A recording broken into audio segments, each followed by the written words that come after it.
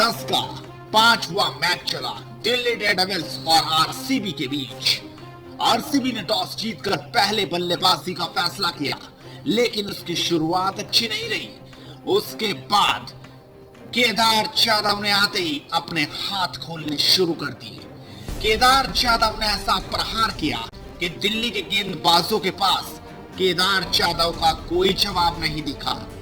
जाधव ने 69 रनों की ताबड़तोड़ बल्लेबाजी की, जिसमें सिर्फ 37 गेंदें खेली और 5 चौके और 5 छक्के लगाए।